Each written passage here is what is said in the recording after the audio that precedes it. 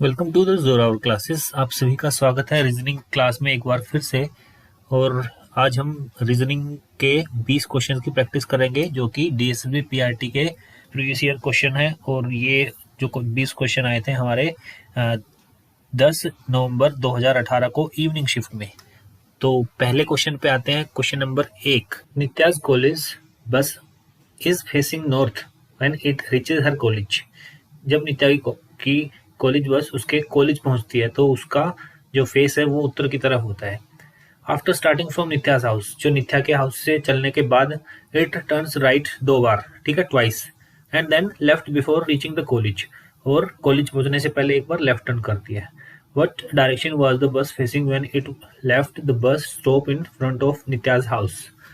तो नित्या के घर के सामने बस स्टॉप से निकलते समय बस का मुख किस दिशा में था। तो इस टाइप के क्वेश्चन में क्या होता है, कि ये काफ़ी क्वेश्चन आते हैं, यहाँ पे हमें डायरेक्शन नहीं दे रखी होती है, ठीक है। और उसके बाद बोलता है वो राइट टर्न करता है, फिर लेफ्ट टर्न करता है, फिर राइट टर्न करता है, और लास्ट में वो उत्तर दिशा में पहुंच जाता है। मैं ये एग्जाम्पल दे रहा हूँ, नॉर्थ डायरेक्शन में, ये एग्जाम्पल है। तो अब वो पूछता है कि उसने किस दिशा से चलना शुरू किया था। इस टाइप के क्वेश्चन आते हैं और ये भी वही टाइप है। तो इस क्वेश्चन में हम क्या करते हैं, हमें नहीं पता कि ये कहाँ से चला है, ठीक है, ये कहाँ से चला है हमें नहीं पता। जब नित्या की कॉलेज बस उसके कॉलेज पर पहुंचती है तो उसका मुख उत्तर की तरफ है। जो लास्ट में जब पहुंची ना, वो कहाँ था, नॉर्थ में। जब उसकी कॉलेज की बस कहाँ पहुंची, कॉलेज के सामने, तो उसका जो फेस था वो नॉर्थ में था। अब ये कह रहा है कि जो घर से चलने के बाद जो नित्या, जो ये अगली लाइन है, नित्या के घर से चलने के बाद वह 2 बार दाएं मुड़ती है। देखो यहाँ इसका घर है, उसके बाद चलने के बाद ये राइट टर्न करती है और फिर राइट टर्न करती है, ठीक है, 2 बार राइट टर्न कर दिया। फिर उस कॉलेज पहुंचने से पहले एक लेफ्ट टर्न करती है, फिर लेफ्ट टर्न कर जाती है, ठीक है। फिर नित्या के घर के सामने बस स्टॉप से निकलने समय बस का मुख किस दिशा में था, यानी कि जब ये बस चली थी तो ये कौन से डायरेक्शन में थी। तो यहाँ पे क्या करते हैं, यहाँ लेफ्ट और राइट होता है, उनको हम काट देते हैं। देखो एक बार लेफ्ट में मुड़ेगा फिर राइट में मुड़ेगा, एक आदमी सीधा जा रहा है फिर लेफ्ट में मुड़ेगा राइट में मुड़ेगा, तो अभी भी सीधा ही जा रहा है, उत्तर दिशा में जा रहा है। तो एक लेफ्ट और राइट होता है, उसको हम काट देते हैं, ठीक है। अब बचा ये, यानी कि ये इस दिशा के राइट में नॉर्थ है, ठीक है। ये हमारी दिशाएं होती है, नॉर्थ, साउथ, ईस्ट और वेस्ट। तो जो कौन सी दिशा होगी जिसके राइट में नॉर्थ होगा, तो जो डब्ल्यू वेस्ट होता है, वेस्ट पश्चिम दिशा, उसके राइट में क्या होता है, नॉर्थ होता है। तो यहाँ पे क्या आएगा, ये आएगा नॉर्थ, ठीक है। तो इस क्वेश्चन का आंसर क्या होगा, नॉर्थ। तो इसमें पूछा था what direction was the bus facing when it left the bus stop. जो बस ने जब बस स्टॉप लेफ्ट किया था तो वो कौन सी दिशा में थी, चली थी वेस्ट में। वेस्ट में चलने के बाद फिर 2 बार राइट टर्न किया, ठीक है, फिर लेफ्ट टर्न किया, उसके बाद वो नॉर्थ दिशा में चल रही थी क्योंकि उसका जो कॉलेज था वो नॉर्थ डायरेक्शन में था। तो इसका आंसर होगा हमारा वेस्ट, क्वेश्चन नंबर 1 का option number 4। Next question, question number 2। यहाँ पे 2 कथन और 2 निष्कर्ष दिए हैं, ठीक है। तो पहले कथन में लिखा है कि all hill station have a sunset point, सभी हिल स्टेशन में सूर्यास्त बिंदु है। Village A is a hill station, गांव ए एक हिल स्टेशन है। तो जो कंक्लूजन है उसमें लिखा है गांव ए में सूर्यास्त बिंदु है, यानी कि हिल स्टेशन है, ठीक है। तो ये ठीक हो जाएगा क्योंकि all hill station has a sunset point, और जो विलेज ए है वो हिल स्टेशन है, यानी कि विलेज ए के अंदर सनसेट पॉइंट होगा। तो village A has a sunset point, ये सही है। आगे number 2, places other than hill station do not have sunset point. Hill station के अलावा अन्य जगहों सनसेट पॉइंट नहीं होता है। ऐसा तो नहीं है, हिल स्टेशन के अलावा अन्य जगहों पर सनसेट पॉइंट नहीं होता हो, तो ये कंसीडर नहीं किया जाएगा। तो ओनली वन फॉलोज, ठीक है, ओनली कंक्लूजन वन फॉलोज इसका आंसर होगा क्वेश्चन नंबर 2 के बाद। क्वेश्चन नंबर 3 पे आते हैं। Introducing girl, Naveen said this girl is the wife of the grandson of my mother, how is the girl related to Naveen. लड़की का परिचय कराते हुए नवीन ने कहा यह लड़की मेरी माँ के पोते की पत्नी है। तो लड़की नवीन से किस प्रकार संबंधित है, ये क्वेश्चन आया था डीएसएसबी में। यहाँ पे एक बार इसको करते हैं, फिर बताता हूँ कि इसमें एक थोड़ी सी मिस्टेक है। जिसने पेपर में ये क्वेश्चन सेट किया था वहाँ उससे थोड़ी सी गलती हुई है। पहले क्वेश्चन को देखते हैं। यह लड़की, नवीन बोलता है, लड़की का परिचय कराते हुए इंट्रोडक्शन कर रहा है। नवीन बोलता है कि यह लड़की किसकी, मेरी माँ की, यानी कि नवीन की माँ की, नवीन की माँ के पोते। जो नवीन की मदर है उसका पोता कौन होगा, नवीन का बेटा होगा, ठीक है। नवीन के बेटे की पत्नी। ठीक है, तो ये क्या हो जाएगा, नवीन के बेटे की पत्नी। इस लाइन का मतलब क्या है, ये नवीन के बेटे की पत्नी है, नवीन की पुत्रवधू है। ठीक है, कौन, जो जिस लड़की का वो परिचय करा है, लड़की। तो यहाँ पे क्वेश्चन में क्या गलती है, क्वेश्चन में पूछा है लड़की नवीन से किस प्रकार संबंधित है, यानी कि जो लड़की होगी वो क्या लगती है नवीन की। तो लड़की क्या लगती है, लड़की लगती है पुत्रवधू। ठीक है, बट इनमें ऑप्शन में जो डीएसएसपी बोर्ड ने 4 ऑप्शन दिए थे, इसमें पुत्रवधू कहीं नहीं है।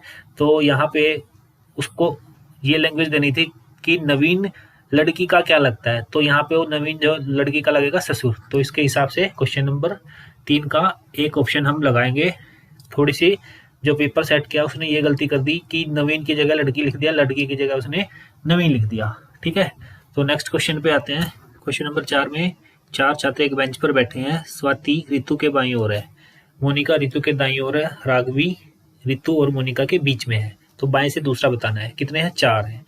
तो स्वाति ऋतु के बाईं ओर है, जो स्वाति है, स्वाति ऋतु का बाया, ऋतु का बाया क्या होगा यहाँ पे, ये RITHU, ऋतु का बाया क्या होगा, ये हो जाएगा। ठीक है, यहाँ पे कौन बैठा है, स्वाति बैठी है।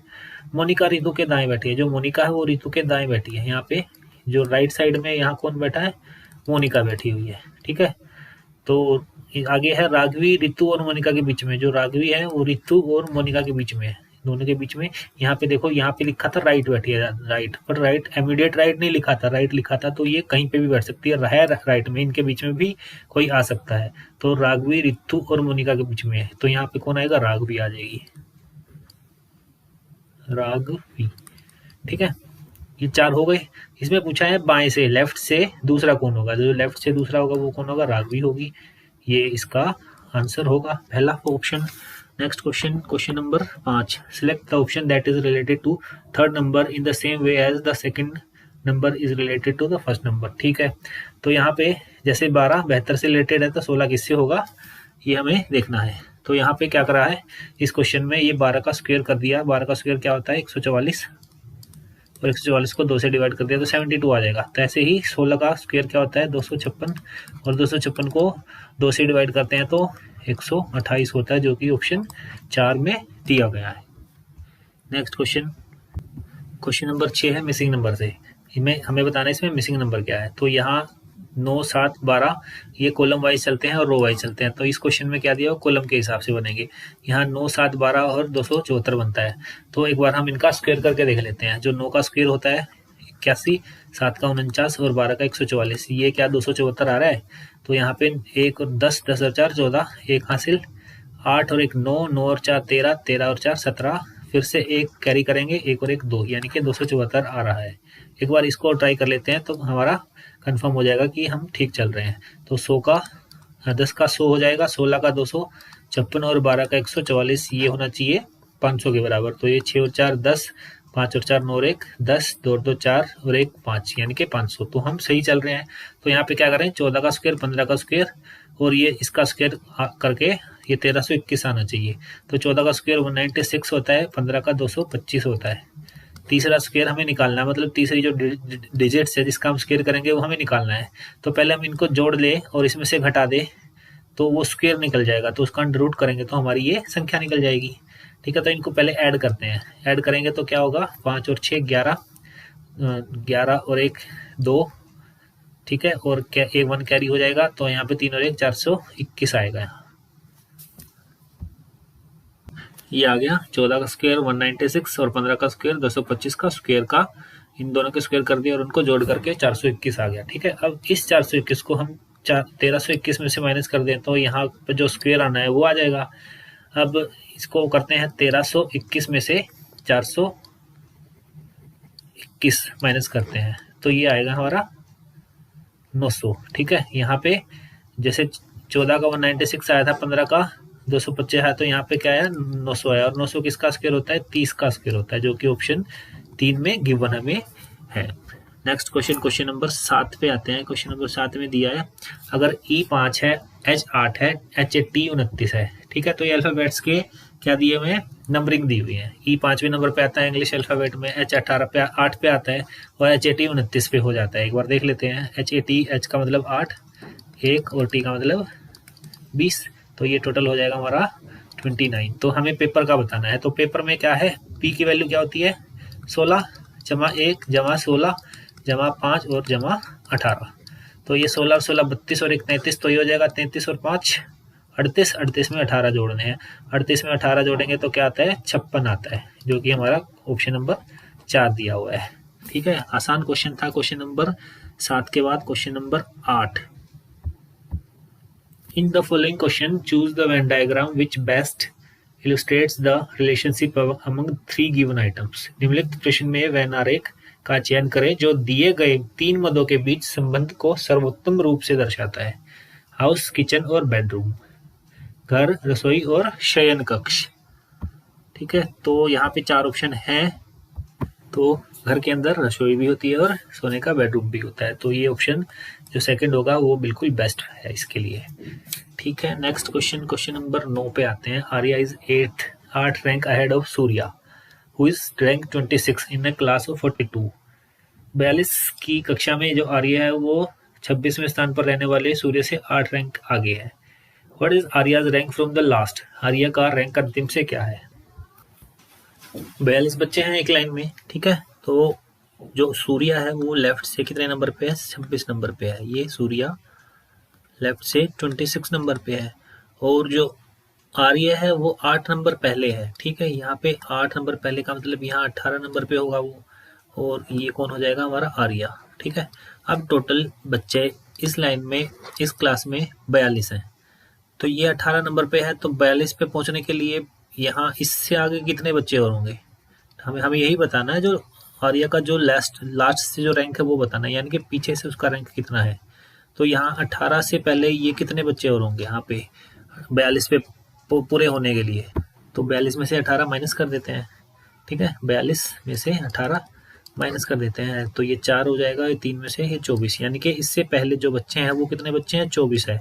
तो पीछे से इसका कौन सा नंबर होगा 24 है, तो ये कितना हो जाएगा 25वां नंबर हो जाएगा, जो कि ऑप्शन पहला हमें गिवन है। नेक्स्ट क्वेश्चन देखते हैं, question number 10।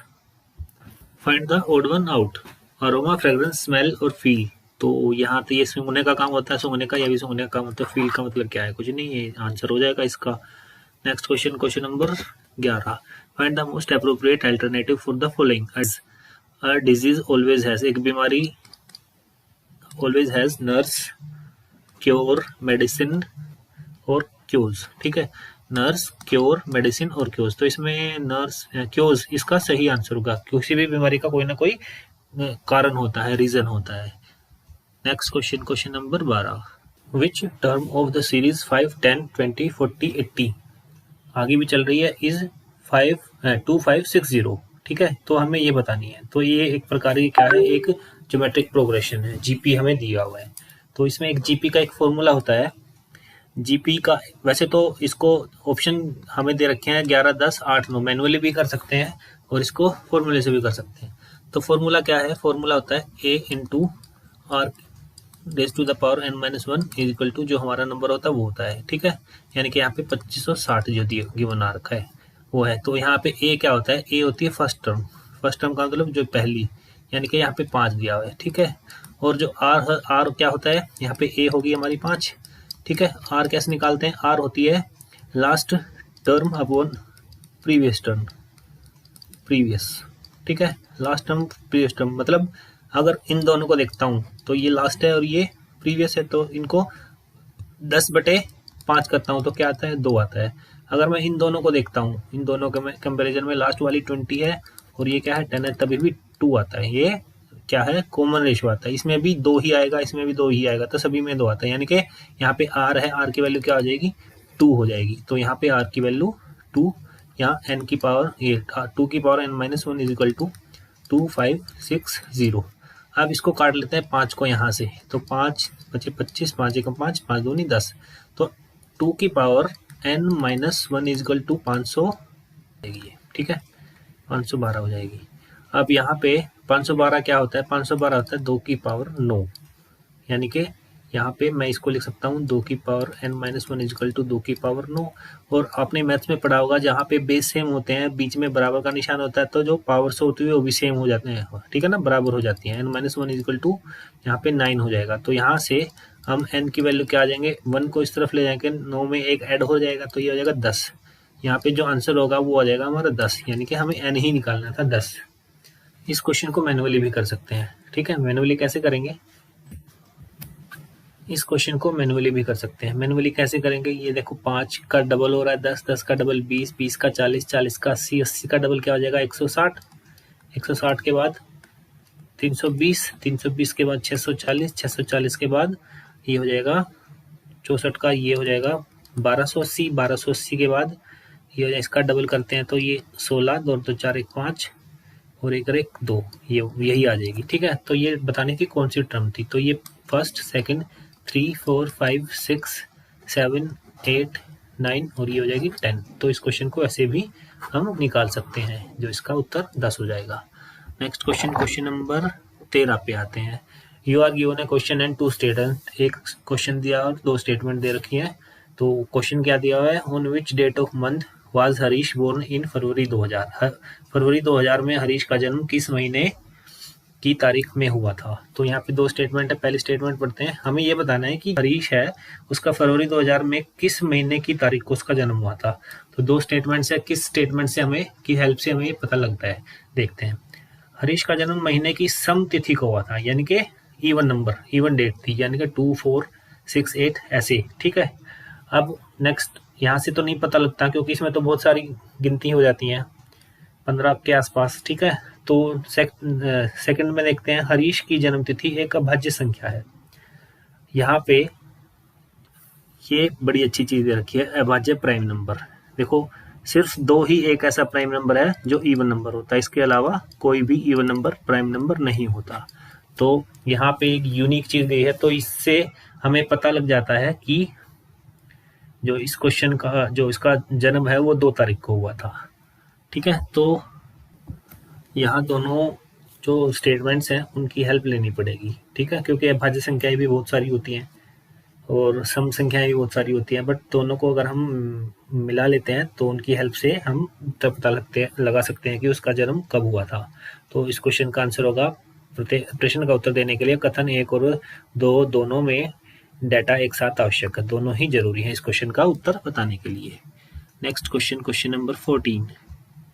If a greater than b, b greater than c, c greater than d, यदि ए बी से बड़ा है, बी सी से बड़ा है, सी डी से बड़ा है, तो निम्नलिखित में से कौन सा निष्कर्ष निश्चित रूप से गलत है।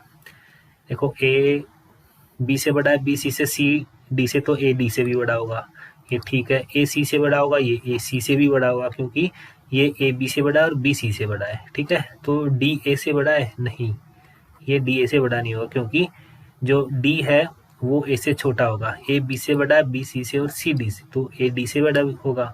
तो ये क्वेश्चन का आंसर होगा option 3। Next, find the correct water image for the following and, ठीक है। तो यहाँ पे इसका क्या होगा, ये यहाँ पे छोड़ देता हूँ, बहुत आसान क्वेश्चन है, आप लोग इसको कर सकते हैं वाटर इमेज का, मैं आपको बता भी चुका हूँ। नेक्स्ट क्वेश्चन देखते हैं, 16 number. A cube is painted green on all the faces. It is cut into 64 smaller cubes of equal size. How many cubes have no face painted?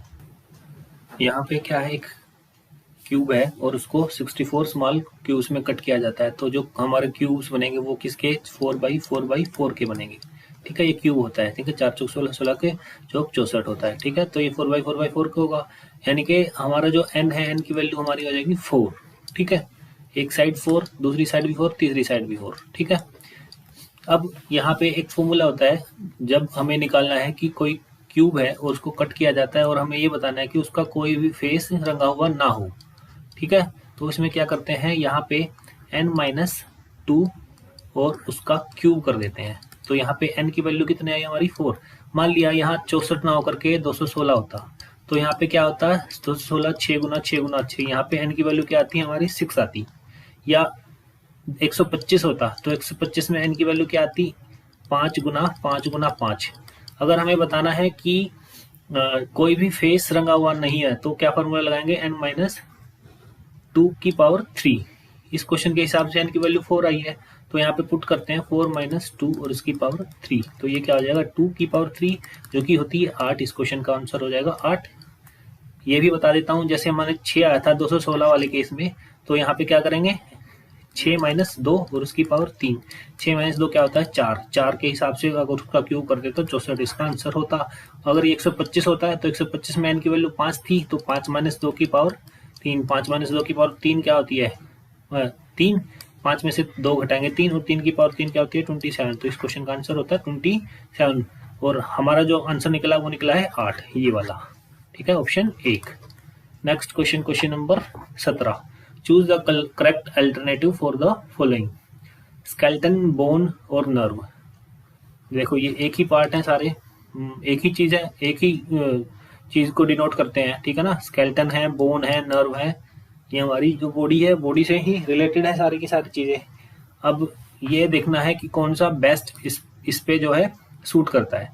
तो लीव पत्ता होता है, फ्लावर होता है, ये दोनों सूट कर रहे हैं। सैंड ये इससे मैच नहीं कर रहा, मिट्टी अलग होती है। ठीक है, तो ये गलत हो जाएगा। आई, रेटिना, प्यूपिल। ठीक है, आंख, रेटिना और पुतली ये तीनों एक ही चीज है। ठीक है, तो ये हमारा ठीक हो जाएगा।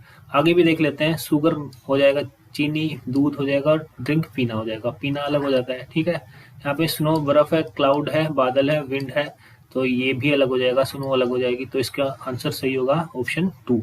Next question, question number 18। Children को ये लिखते हैं तो को चॉकलेट को क्या लिखेंगे। देखो यहाँ पे चिल्ड्रन है CHILDREN। सबसे पहले इनकी नंबरिंग करते हैं, 3, 8, 9, 12, 4, 18, 5 और ये 14। ठीक है, इसको क्या लिखते हैं BIHMCSD और O। इनकी नंबरिंग करते हैं तो ये 2, ये क्या था I है, ये 9 हो जाएगा, ये 8, ये 13, ये 3, ये 19, ये 4 और ये 15। यहाँ पे क्या हो रहा है -1, उसके बाद +1, फिर -1, फिर +1, फिर -1, फिर +1, फिर -1, फिर +1। तो इस सीक्वेंस हमें पता चल गई है। अब क्या करेंगे, ऐसे ही हम चॉकलेट CHOCOLATE, इनकी वैल्यू क्या हो जाएगी 3, 8, 15, 3, 15, 12, 1, 20 और 5। पहले -1 करेंगे 2, फिर +1 करेंगे 9, फिर 15 में -1 करेंगे 14, फिर 3 में +1 करेंगे 4, फिर 15 में -1 करेंगे 14, फिर 12 में +1 करेंगे 13, फिर 1 में -1 करेंगे 0। ठीक है, और उसके बाद फिर +1 करेंगे 21 और फिर -1 करेंगे 6। ठीक है, तो अब इनकी नंबरिंग हो गई है। नंबरिंग के हिसाब से अल्फाबेट्स देखते हैं, ये B, ये हमारा 9 पे I, 14 पे N, 4 पे D, 14 पे फिर से N, 13 पे M, 0 पे Z और इसके बाद 21 पे U और 6 नंबर पे होता है हमारा -1 किया तो यहाँ पे 4 आएगा। ठीक है, और ये होता है D होता है। तो BINDNMZUD ऑप्शन सेकंड हमें दिख रहा है। ठीक है, इस टाइप के क्वेश्चन ऐसे करते हैं, नंबरिंग करो इजीली हो जाएगा।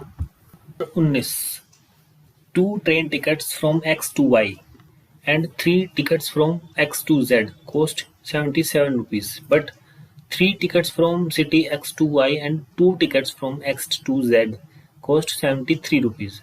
What are the fares for the cities Y and Z from X respectively? X से Y के 2 ट्रेन टिकट और X से Z के 3 टिकटों की कीमत 77 रुपये है, लेकिन X से Y के 3 टिकटों और X से Z के 2 टिकटों की कीमत 73 रुपये है। तो X से शहरों Y और Z के लिए किराए क्या क्या होगा ये हमें बताना है। तो देखो ट्रेन 2 जगह जा रही है, एक तो X से Y की तरफ जा रही है, ठीक है ना, X to Y जा रही है, और एक X to Z जा रही है। ठीक है, यहाँ पे ये बोलता है जो X से Y, मान लिया X से Y जो ट्रेन जा रही है उसकी टिकट का जो किराया वो A रुपये है। ठीक है, कितना है A रुपये है, और जो X से Z जाएंगे तो उसका किराया कुछ और होगा, वो क्या होगा, वो होगा B रुपये होगा, मान लिया B रुपये है। अब ये बोलता है कि एक्स से वाई जा रहे हैं तो दो ट्रेन की टिकट और एक्स से जेड की 3 टिकट, यानी कि एक्स से वाई की 2 टिकट, एक टिकट ए रुपए की है तो 2 टिकट कितने की होंगी, 2 ए रुपए की, ठीक है। प्लस और बोला ना, और एक्स से जेड की 3 टिकट, एक टिकट बी रुपए की है तो एक्स से जेड की 3 टिकट कितनी होंगी, 3 बी रुपए की, और टोटल कितना खर्चा हो जाता है, 77 रुपए, ठीक है। यानी कि 2 टिकट एक्स से वाई की और 3 टिकट एक्स से जेड की, एक टिकट 1 रुपए की है एक्स से वाई की और एक्स से जेड की 20 रुपए की है, तो टोटल खर्चा आ रहा है हमारा 77। ये इक्वेशन हमारी एक बन जाएगी। नेक्स्ट में एक्स से वाई के लिए 3 टिकट, एक टिकट ए रुपए की है, 3 टिकट कितनी हो जाएगी, 3 ए की, प्लस एक्स से जेड के लिए 2 टिकट, 2 टिकट कितने हो जाएंगी, 3 बी की, एक्स से जेड की, ठीक है जी। तो इनका खर्चा कितना आ रहा है, 73 रुपीज। ये हमारी 2 इक्वेशन बन जाती हैं। तो इस क्वेश्चन को या तो आप बाई इक्वेशन सोल्व कर सकते हैं, इक्वेशन 1 और इक्वेशन 2 को आपस में काट के। एक तरीका और है, इसको आप बाई ऑप्शन भी कर सकते हैं। अब जैसे पहला ऑप्शन में दे रखा है 13 रुपए और 15 रुपए, यानी कि एक्स से वाई के लिए 13 रुपए और जेड के लिए 15 रुपए है। मान लिया इस इक्वेशन में इनकी वैल्यू पुट करते हैं तो ये किसके बराबर आना चाहिए, 77 के, ठीक है। तो 13 रुपए पुट करते हैं तो 13 दूनी क्या हो जाएगा, ये 26 हो जाएगा, ठीक है। यहाँ क्या हो जाएगा 26, प्लस ये बी के लिए है, ठीक है। तो ये 15 रुपए किराया है एक्स टू जेड का, ठीक है। तो यहाँ पे 3 से गुना करते हैं, 15 3 45, इसका जोड़ कितना आना चाहिए, 77, 5 और 6 11, 1 आ रहा है, 7 आना चाहिए लास्ट में, तो ये ऑप्शन ठीक नहीं है। नेक्स्ट देखते हैं ये वाला, मान लिया ए की 13 है और बी की 17 है, तो इसमें पुट करते हैं तो ये 13 दूनी 26 हो जाएगा और 17 3 51 हो जाएगा, 26 और 51, इसका जोड़ कितना आना चाहिए, 77 के बराबर, 6 और 1 7, 5 और 2 7, बिल्कुल सही आ रहा है। तो इस क्वेश्चन का आंसर क्या आ जाएगा, ऑप्शन सेकंड सही उत्तर होगा, ठीक है। ऐसे ही करना है, ठीक है। हम इसमें भी पुट कर सकते हैं, इनकी वैल्यू जो दी है ना, इस वाली स्टेटमेंट में भी हम, इक्वेशन में भी हम इसकी वैल्यू पुट कर सकते हैं, तभी भी 73 आएगा इसका आंसर। करके दिखा देते हैं। यहाँ पे ए की वैल्यू 13 है तो 13 3 39 हो जाएगा, और यहाँ पे 17 है तो 17 दूनी 34, इसका आंसर क्या आना चाहिए, 73। तो 9 और 4 13, 3 3 6 और 1 7, ठीक है। तो इस क्वेश्चन को ऐसे भी सोल्व कर सकते हैं। Next question, question number 20। In the following question, a word has been given followed by 4 other words, one of which cannot be formed by using the letters of the given words. International है, international से कौन सा word नहीं बनाया जा सकता ये हमें बताना है। तो इंटरनेशनल से कौन सा नेशनल बन जाएगा, ओरिएंटेशन भी बन जाएगा, रिएक्शन नहीं बनेगा क्योंकि यहाँ पे सी दिया हुआ है, ठीक है। तो सी अलग है, तो इससे ये रिएक्शन वाला जो वर्ड है वो हम नहीं बना सकते। तो ये आज की क्लास समाप्त होती है। नेक्स्ट क्लास में मिलते हैं, तब तक के लिए जय हिंद जय भारत।